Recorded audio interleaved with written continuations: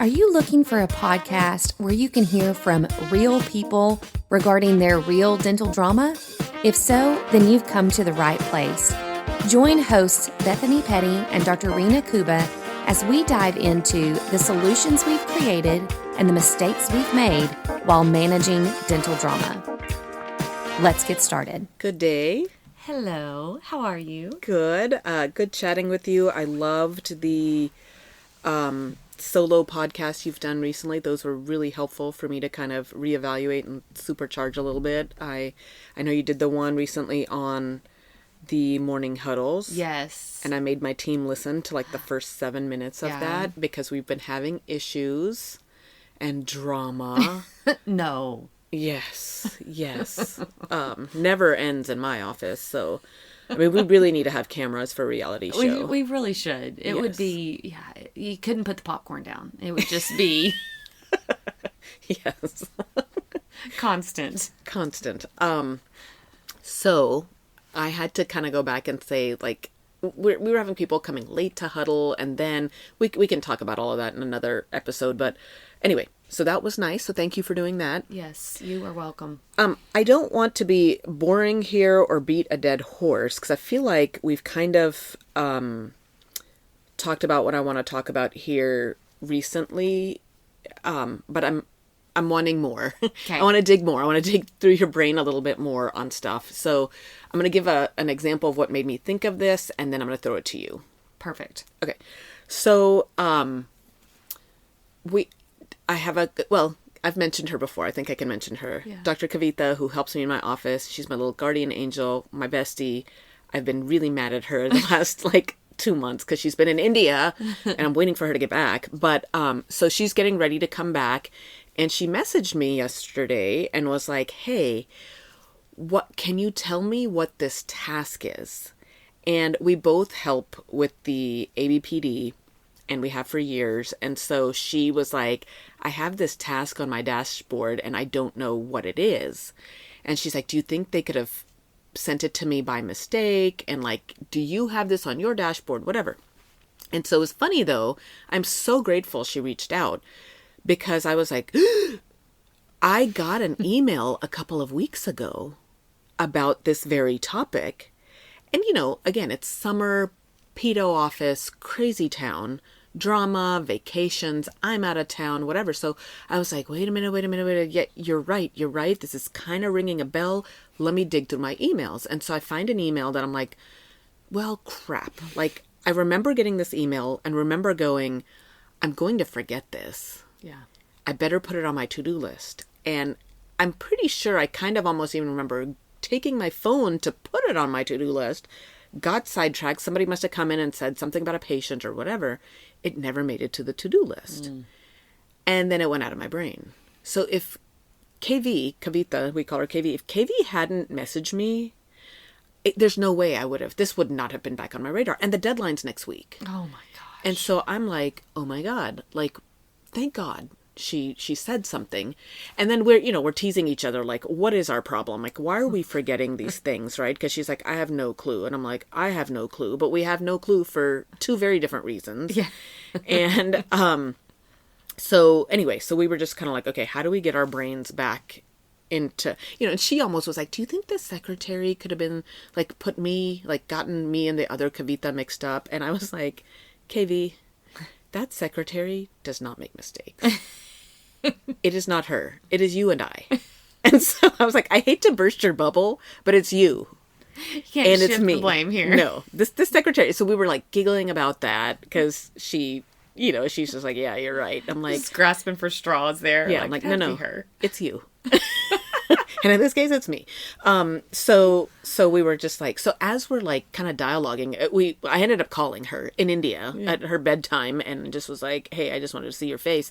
But part of it was via text. And she's like, man, because I guess she was sick for a period there. And she was like, COVID or whatever it was must have given me a foggy brain. And I'm like, well, what's my excuse for a foggy brain? I don't know. So as we're going back and forth, again, and we just make each other laugh. So we're laughing. And I was like, no, it's not COVID. My diagnosis, it's I don't give an F syndrome. Like, it's you and I, KV, have reached a point where we're just like, this mattered so much to us before. There's no way we would have forgotten this type of assignment. And now we're just like, life and like, assignment. Why did I agree to do this? Like, God bless. Like, I don't give an F about this anymore. Like, what's wrong with me? And it's funny, too, because we were both very involved for years. And as life has hit us, we've become less involved. And I think the board has been very gracious and continuing to ask us to try to be involved, even in little ways. But I think we both are kind of, you're talking about two very gunner people who are people pleasers and want to, not do a great job and still be relevant. And I think that's for a long time we did these board things because we were trying to prove to ourselves that we were worthy of being asked to do this and whatever, right? And maybe I shouldn't speak for KV, but I know for me, like looking back on it, I think that was one thing I kind of identified with myself going, well, yeah, I'm just this little peon in the world, but the board thinks I'm somebody special because they keep asking me to be on a committee, so I must matter somewhere. Yeah. I can't be dumb all the way around because they're asking me, right? Like it was a connection for me to feel like I was proving myself, and now I'm like, who cares? I acknowledge the idiot that I am, and I don't care who agrees and doesn't agree. Like, it doesn't matter to me now, right? Like, life has done that over the decade plus. Like, I'm finally like, I don't care anymore. So I was like, you and I have been diagnosed with a serious case of I don't give an F syndrome. And then I was like, it must be contagious from our assistants and our coworkers. Like, right? Because isn't that what we're always thinking about the team? And then I was like laughing, but then I kind of wasn't laughing because some of the drama that's going on in my office right now, I think is boiling down to, I don't think some of these team members really give an F. Yeah. I don't even know that they've realized that they don't give an F. I think they do. Right. But their actions and their performance is showing they don't. And for me, like all the things we've been talking about for the last couple of months, like I did do the culture piece. And I did do the training. And then I did this training. And then we've talked about this. And then I bring Bethany in to talk about that and to coach and counsel. And I'm finally like, remembering that my front desk imploded about a year ago. And so I've said I've been patient long enough. I've invested enough. And it's finally boiling down to I'm still not seeing any improvements. And the only thing it can be is I don't know that you really give the F that I need you to give. Yeah. And so I think that's where that came from. It was me just being bitter going, well, I've already diagnosed my own team with going like the reason you're performing at the level that you are rather than the level that we need you to. Yeah. You're smart. You're capable. Yeah. You've had all the training now. You have all the support. Like I'm out of excuses as to why you're still half-assed performing. And the diagnosis must be, you don't give an F. And so now I'm like, KV, it's us. We don't give an F. We're forgetting these damn board assignments. Like, this is not like us normally. So, all of that to say, like, my question to you and what I'm tapping into your brain today, because we had that episode where we talked about the Maldives and the rah-rah, and do we have the stamina and the energy and the mindset to get there and keep paddling past the sharks, which, by the way, did we talk about the sharks? Was this before or after the shark in South Padre Island? We did our episode before the isn't sharks. Isn't that crazy? So yes. For those of y'all that don't know, somebody in Texas did have their leg bit off by a shark. Yes. In the shallow beach water, of which I was swimming in the week before. It's like so random. Anyway, side segue. Sorry about that. But, we're talking about paddling to the Maldives and like, do you have a team that cares? Do you care? I guess that's the other thing. In that episode, I was kind of like, do we care enough? Where are we in our mindset?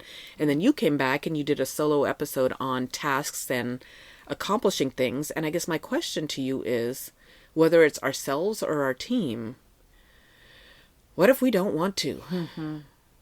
Like, I know what I need to do, but what if I just don't want to? Then what am I doing? And how am I pivoting? And like, so for my front desk team, am I just going, okay, but at least you show up? Yeah. Should I just be happy with that? Like, at least you give an F enough to show up? Yeah. What am I doing? What am I doing for myself? What am I doing for my team? Do you have any suggestions for us? Because I feel like this is kind of, like I said at the beginning, I don't want to just kind of reinvent the wheel here, but I think the question now is, we know what to do.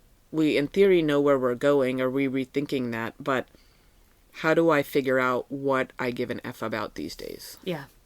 Well, to me, it is a unique topic that we haven't necessarily, we've talked about it in different ways, but we haven't really addressed the fact, like, what do we do, especially from a practice owner standpoint, when we literally just hit that wall and it's like, I don't want to move forward. Like, I'm tired. I would like to just sit down and play in the sand right here. And it is, can be connected to motivation. It can be connected to just things that are happening in life that are sucking the energy out of you. But our mind and our bodies are going to hit these periods of time where we're just tired. And the problem is, on a team, everybody can be hitting those points in times at different times, which is what we want. It would be awful if we all hit that at the same time, right? Think about what would happen to the practice if the practice owner and the associate and the front desk team, and if everybody hit their wall at the same time, man, the business would come to a complete and total halt. But we all hit it at different times, and everybody's going to hit walls based on what's going on in their life and at work, but especially what's going on in life. I think that's probably the more important equation here to think about. When that goes back to what the Scheduling Institute whole mantra, their whole Practice Growth Summit this year was about, if your personal ceiling is low, your mental ceiling, your professional growth will be impacted. And so that, I think they were trying to remind the team members in the audience that you've got to work on yourself. Mm-hmm. Like, it's you a lot of times. And I think they were trying to tell the practice owners too, that you've got to watch this for your team. You can't just be ignoring that people have things going on in their lives. So how are you continuing to grow, educate, be patient when you need to, be tough when you need to? Yeah. Sorry, didn't mean to interrupt you there. No, but that's exactly, I mean, it's absolutely connected to those outside sources. And then to me, the bigger picture is, if we know that everybody's hitting that wall at different points in time, I kind of like to think of it as like a relay race. Like, we've got the Olympics coming up, and so we think about the relays where you pass the baton, right? They're all running a certain distance, and then you pass the baton to somebody else, and then they carry it. If we think about that race differently, and it was only the one person running that whole race without ever passing the baton, well, first of all, they wouldn't pass the finish line, and they certainly wouldn't win the game at the very least. And so if we think about the team like that, and we know, hey, there's going to be periods of time where we've got one or two people on our team that are gunning, man, they are running and they are dragging us all along with them. But eventually they will hit a wall, and they're going to need somebody else to kind of step up to the line and run the next leg. We've got to lean in on our people that during whatever period of time, they've got the motivation that the team needs at that point. It's very seldom that we're all going to have that at the same time. It's very rare that the practice owner can keep that motivation and that high level of intensity throughout the whole year. That's very uncommon. At some point, they're going to tire out. They're going to need a breather, and they need somebody else strong on their team to kind of step up and go, okay, I got this for a little bit. And then the owner recharges and can kind of get back into the game. So I guess all that to say is, it's very normal to hit these walls of just, I don't want to do anything. I think I lose sight of that a lot, in that I think now that you're saying it, I do expect the entire team to be on all cylinders for the entire lap, and that's unrealistic. It is. I need to remind myself. Yeah, everybody's gonna have low days, low weeks, depending upon what's going on in life, sometimes low months, and that can feel frustrating from a practice owner standpoint, because it's like, what's wrong with you? Like, just get up and be 100%, but sometimes they can't be, due to whatever's going on in their life. And I guess that for me is where I struggle, going, how much of this is okay? How much of this is, I can't tolerate this anymore? Mm-hmm. And I think that's a challenge too, when the gunners are gunning and they're like, that person's slowing us down. We're going to lose the race because of that person. And that's not fair because I ran my section as fast as I could and I fueled myself properly and I bought the right shoes and she brought her flip-flops and was eating a donut. Like, we're not going to be able to, like run this. And I don't want to lose the race because of her. And so at what point do I, as the coach, go, yeah, you're right, tag this one out and put this one in? Or does it seem like I'm playing favorites or that I'm making excuses? 'Cause I'm told that all the time. You're making excuses for these people. And I think in my mind, I'm like, okay, give them a minute. Give them a minute. And then at what point do I get taken advantage of? And they're really not going to make any changes and get back in the race. They're going to eat donuts for the rest of their lives. And trying to identify that, I think, is tricky. Well, and I think that's where it comes back to that core of culture and where are we going, because everybody's going to move at a different pace. I think that's one of the beauties of parenting 5 children is I realize on a daily basis that there are just certain children of mine that are pushers. They get more accomplished. They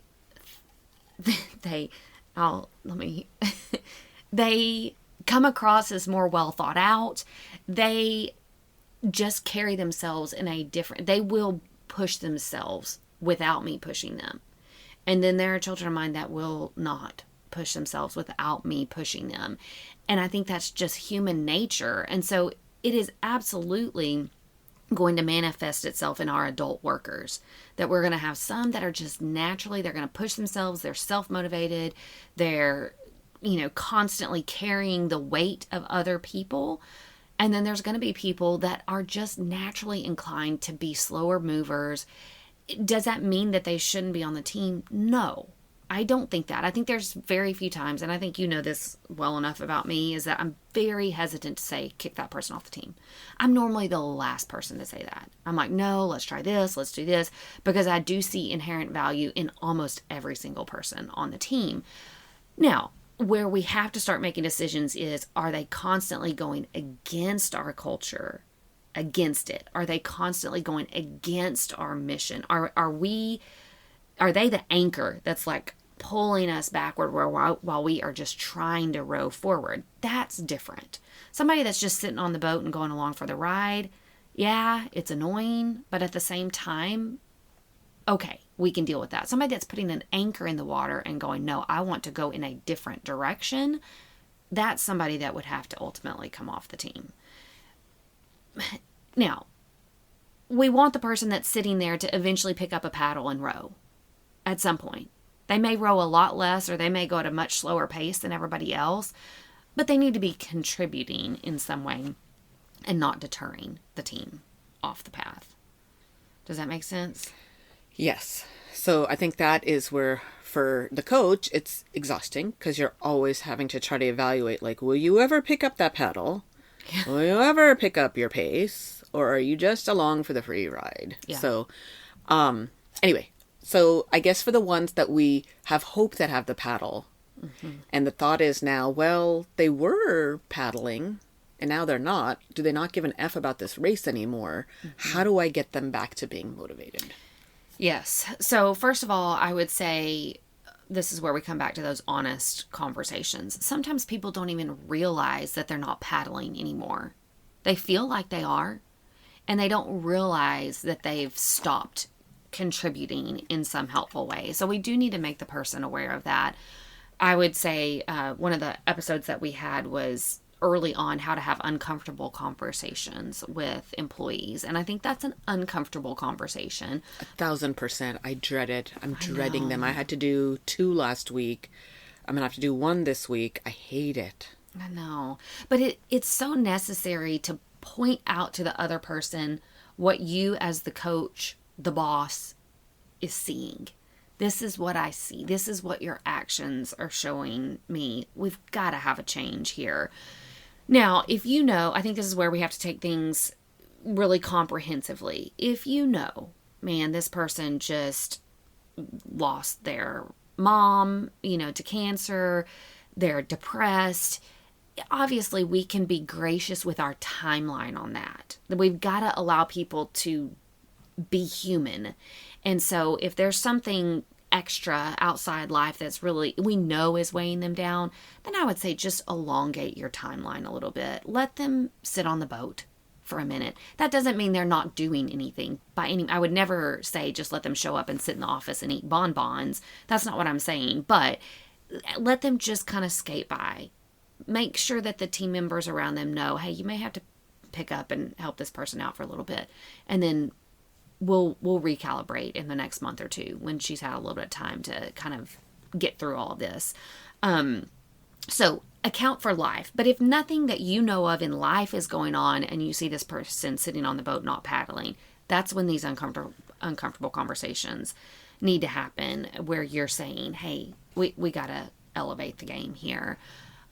So making that person aware is what I would say. Now, what I am hearing a lot when these issues are coming up, because I would say these issues are more prominent now than I've ever seen before. It's interesting, the further we move away from the pandemic, there were so many cyclical things that I could see happen, like in that close aftermath, like super high stress levels among team members, or all new family situations where now the kids don't have a certain level of childcare that they had before, or family members that now felt uncomfortable watching kids. So a lot of like stress that just happened with like, how do we move forward with life? Now it's like everybody's kind of settled down into a rhythm of new normal, but now I'm seeing so much more anxiety, so much more depression, just true mental health issues that are so much more prevalent than they were before. And so I would say what I'm hearing a lot of times in these conversations is, I really don't care. I'm tired of caring. I'm tired. So yes, you're pointing out to me how I'm not being a big impact in the team, and you're right. But the fact is, I just don't care. And that's not in offense to the practice owner. That's not in offense to the team. It's just they're at a point where all they can do is wake up every day. And so I do think there is sometimes, more often than I've ever seen in the past, there is a mental health component here that we may, in that uncomfortable conversation, begin to realize, oh, there's some mental health issues at play here. And then we need to very cautiously and carefully encourage, I'd love for you to, get some outside help. Here's a couple resources that I have available. I can't tell you how many times over these past few years that I've recommended to my clients themselves, get you a counselor. I can't tell you how helpful it will be. And so we may have to have that same encouragement without getting too deep into their mental health and what's going on. We need to realize, okay, there is mental health issues happening. Now let me pass along this card and say, I would encourage you to get some help. Maybe even, which we haven't talked about this in a while, one of the things I love about what you do, it's one of the things, if I get the chance to talk to a candidate of yours, it's one of the first things I go to, because you do care about the mental health of your team, so much so that you pay for a psychiatrist for them, that they can take advantage of that. So maybe as a practice owner that we need to think about an option like that. If we feel like we've got some people on our team that are struggling with mental health issues, taking that next step to seek out a resource, potentially coordinate a situation where you are helping to pay for mental health coaching sessions. Can you mention what you set up? Because we haven't talked about that in a while. And it's funny because this is way before the pandemic, way before. And I had one employee that, had been with me for 5 years, which is a big deal at that point because the practice was only, like 7 years old. She'd been with me for a good chunk of it. Loved that employee. And her husband was cheating on her, and she just started spiraling, as anybody would, right? And so, but then she let her license lapse, and we finally had to let her go, and it was just devastating for me to watch and not be able to help her. And then we had another employee, similar stuff, different, but spiraling. And so she had to resign, and I was like, man, I wish I could do something for their home lives. Mm-hmm. And what can I do, right? But then I was like, I think at that same point, I was hitting some moments in life where I was just like, I'm just stressed, anxious, all of that. And I was like, maybe I should talk to somebody. And it was so difficult to find, like, where am I going? Who am I going to? Like, do I just Google? Like, it's more talked about now, but, back in 2017, it was still not that. It's better than it had been, 5 years before that, but still nobody was really talking. Let me put it this way. I didn't feel comfortable going to my friends and going, hey, does anybody see a counselor? Like, can anybody make a recommendation? Right. So those things that you try to reach out to, word of mouth type things, I'm like, okay, I am not doing that. Do I just Google? Like, so finding the person was challenging. Then when I found the person, it was actually KV who helped me find somebody. But it was like, I don't know, like $150 an hour, $120 an hour, something crazy pricey. That I was like, dude, if I'm struggling to, find value in this to, it's already an uncomfortable thing that I don't want to do, stigma associated with it. And now it costs this much that my insurance isn't going to cover, that I'm not going to report to my insurance, blah, blah, blah. And then her hours were all like my work hours. And I'm like, how would a team member of mine carry on with this? And that's when I asked my own PCP. I was like, do you know of any people, blah, blah, blah. And she helped me find the one counselor that helps us. And I just reached out to her and I said, hey, I've got this small team of women and I want to make sure that if they needed help. So in my mind, it's like I found the person. And she would see them in the evening. She would go for a walk with you on a Saturday. And then after the pandemic hit, she was available via telehealth and now she still is. So I solved the when to go part. And then the cost, I think I set up where, if it was $150 for an hour, and then there were 30-minute options too. So basically, I think I was doing $15 for 30 minutes. Yeah. So basically, the team member pays $30 for their session, and I pay the $120. Yeah.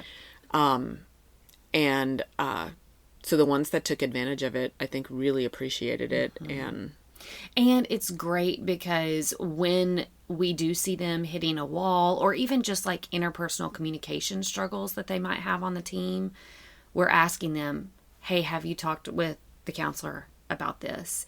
It's such a great resource when it's like we feel like we've done everything we can to coach in the situation. And we're trying to ultimately say, you, whatever team member it is, you need support on this. Like, have you talked to the counselor? That resource is there. That we have provided for you. Yes. It's not just like, go get help. It's all of that difficult homework has been done. Now just go take advantage of it. Spend an hour, pay $30, which is crazy. And then there's this great resource. So you do have team members that have done a good job of taking advantage of that. Which I do stop and say, $30 for a team member sometimes is a lot too, if you're living paycheck to paycheck, and then to take an hour out of your time to go do that. So, I mean, I've even, I can't remember the last time I billed a team member for it, and I would just take it out of their paycheck, but I want to say since the pandemic, I just paid for it. I just paid the $150. I'm like, if you're going to take the time to go to take advantage of this resource, and it's going to help you, and thereby it's going to help me because I've got a healthier team member, go. It's worth that $30 for me. Like, go.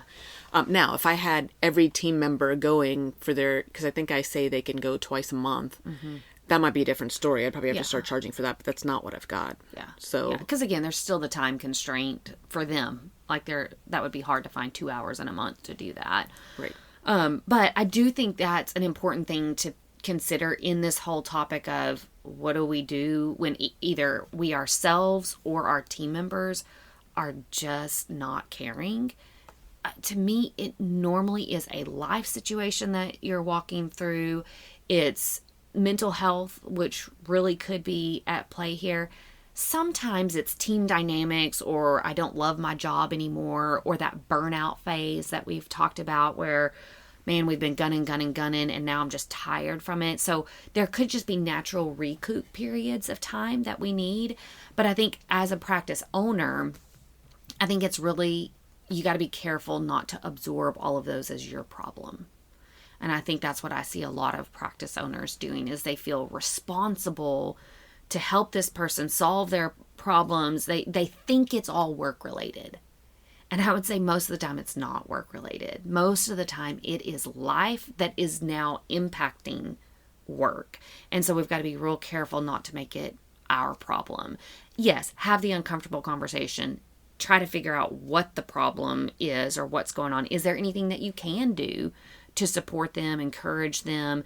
Are there podcasts you can recommend? Are there books that you can recommend?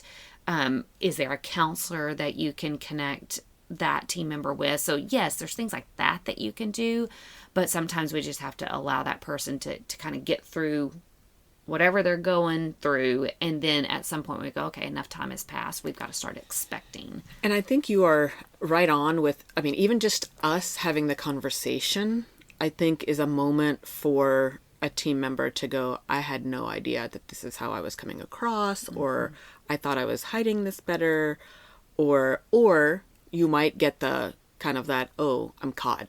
Like, yeah, you're right. I have been doing a crappy job and I thought I was getting away with it. It could be that wake up call in many different ways. I think one thing that I want to switch a little bit here and kind of come back to is, it was a word you said that I think resonated with me, and it was the reprioritize. So putting the team aside, if it's just ourselves, and kind of going back to this board thing, like, do I not care about the board at all? Of course not. That it was something that I'm grateful to be a part of and grateful to be, have the opportunity to do. It's just, I can't give as much as I've given in the past at this point in my life. Yeah. And, I think, again, me being that all or none kind of person, it was just hard to go, wait, what am I? And then I was like, no, I'm just reprioritizing because of the things in my life right now. Yes. And it's okay. And so I think that's where I want colleagues of mine to go, if you are going, I mean, I know what needs to be done. I know I need to do this. I know I need, like, the motivation right now for a lot of people, and this is why I have to give an F, is I've got debt and I've got to pay it back. I'm going to lose my practice if I don't. And that's what's keeping you fueled. And if you're at that point where you're like, you know what, F it, let the bank come take it. Like, so how are we going, wait, there was a reason I started this. What is going on? How am I reprioritizing? And kind of like that list you talked about, breaking down the list, like, maybe we do have too much stuff on the list. Is there things that I can delegate? Are there things that are not as important that we think they are, or at one point they were? And maybe we need to just kind of reevaluate and reassess some of those. Yeah. Because I'm trying to think, like, yeah, in this case with me and KV and the board, it's like, I know we both care. It's just at this moment in time, we can't give as much of ourselves.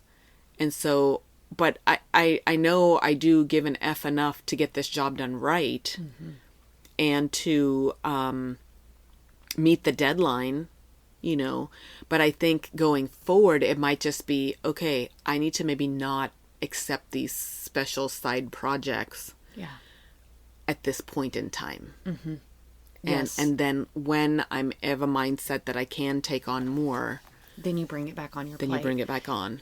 I'm so glad you brought that up, because I do think that a lot of the walls that practice owners hit is because they have failed to reprioritize.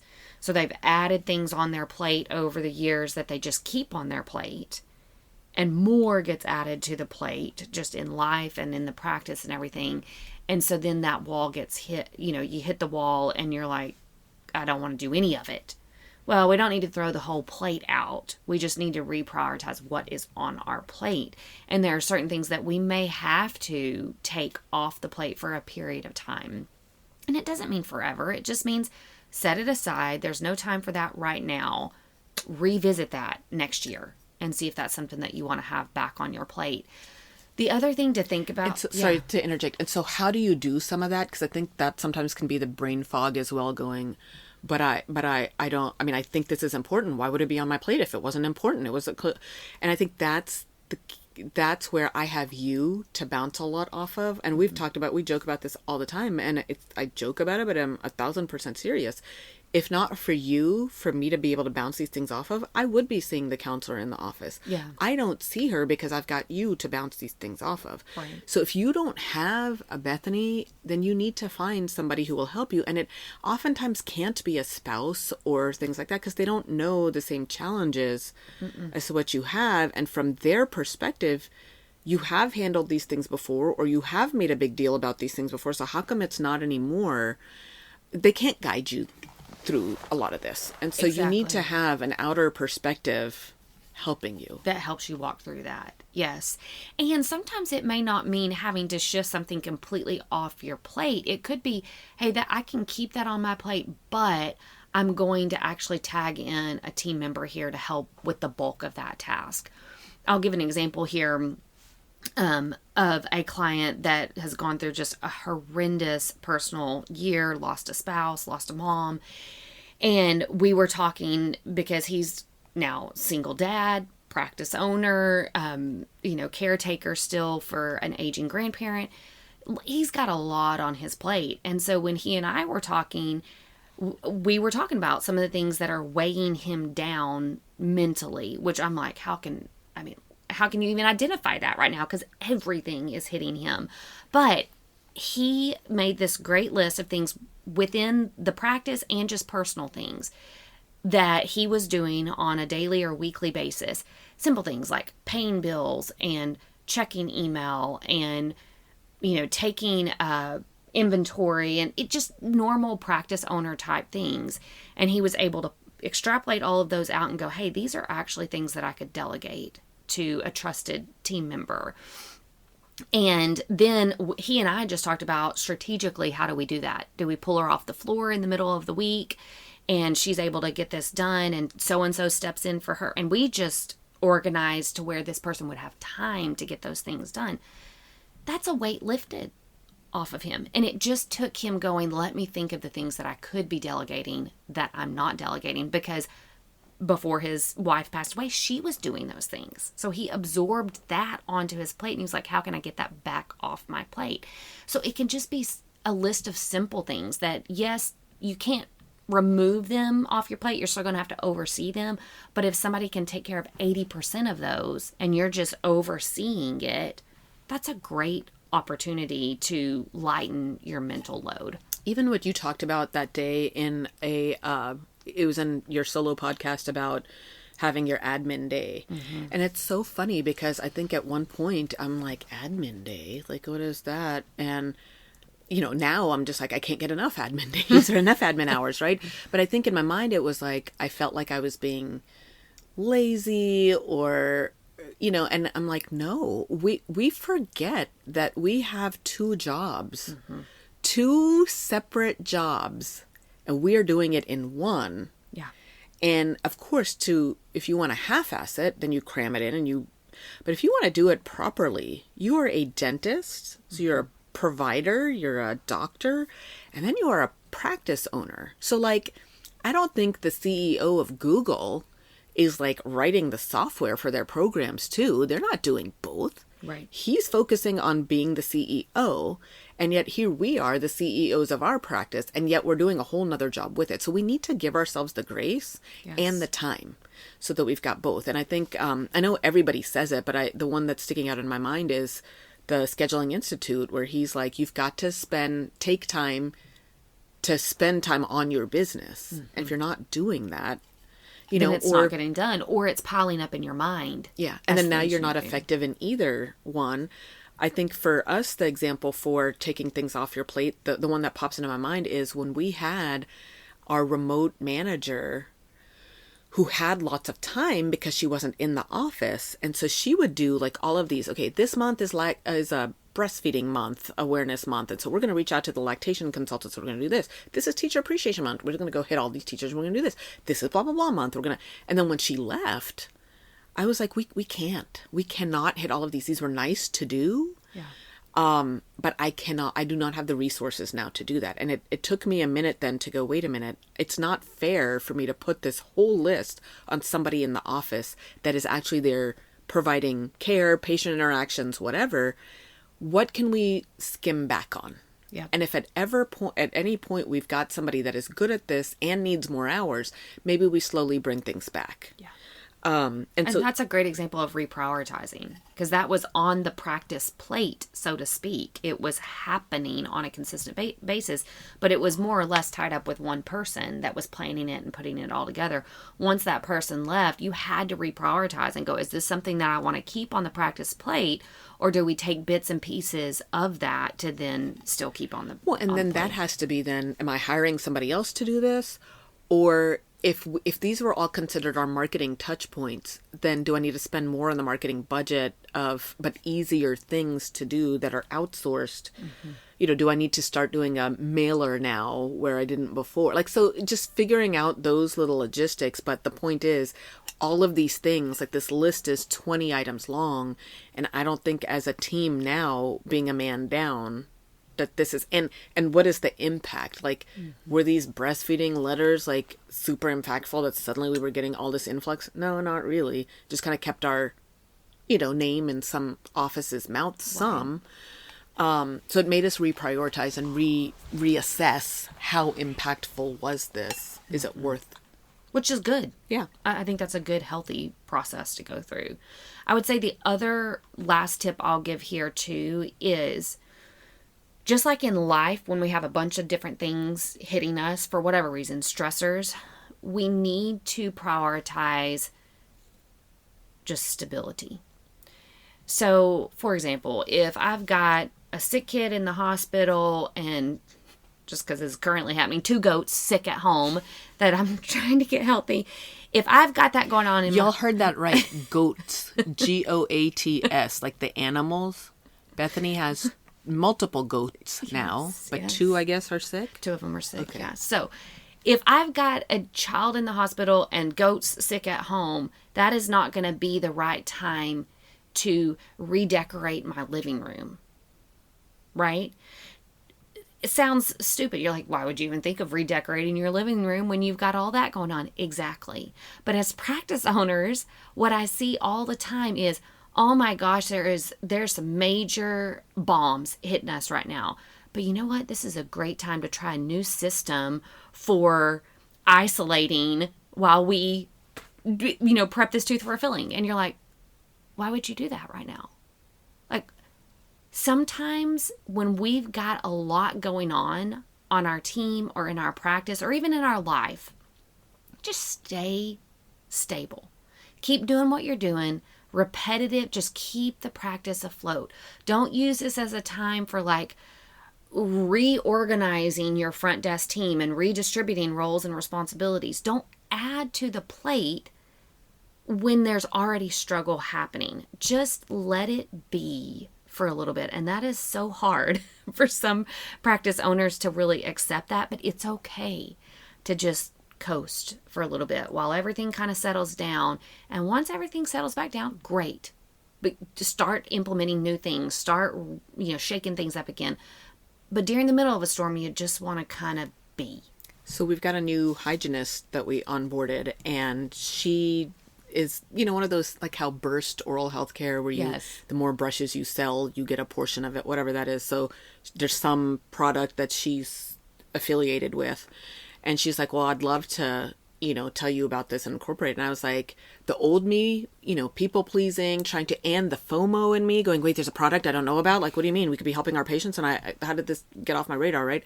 And I was like, yes, I will listen to it, but not right now. Because we're in the middle of summer and we can't. Even if I loved what you said, I'm not going to ask my team to incorporate this right now. There's a storm going on right now. School will start back in Texas in the middle of August. And then at the end of August, we got nothing going on. We're all going to be staring at each other. That's the time. Yep. But hang on to it. But the old, for me, I don't like saying no. I didn't want to disappoint her. I didn't want to, but I think now the new me, the evolved me is that would be stupid to incorporate new stuff right now. Exactly. So that's kind of what you're saying is watch the timing. Watch the timing. It's okay to wait. It doesn't have to be right now. Or if you're just realizing my team seems tired and burnt out and unmotivated, don't think that throwing some kind of new idea or initiative at them is going to help. It's actually going to make it worse because they're tired. They've got their noses above water and they're just paddling as ferociously as they can just to kind of show up every day. Don't throw something on top of their head and push them under water. So we've just got to be careful with timing on incorporating new ideas or new systems or new products or things like that. Just pay attention to what you got going on in your own life, but also in the life of your team. So to kind of summarize here, if you have lost the I give an F about this and now I don't, our tips are assess the situation, what is super important, what isn't important, what kind of timeline do you have? Because it might be one of those things where, you've got to do something because you've got to pay the bills or, your hygienist quit. You've got to, but short of that, like reassessing. And then I think another highlight or point was seek counsel, like literally seek a counselor, but like seek counsel to help you figure out what needs to be on your plate. Yeah. Don't just assume you can keep powering through. Get some perspective that will help you. Thanks for joining the conversation today. We hope that you are comforted in knowing that you are not alone, but we also hope that you're walking away with some really great tips and tricks to try in your practice.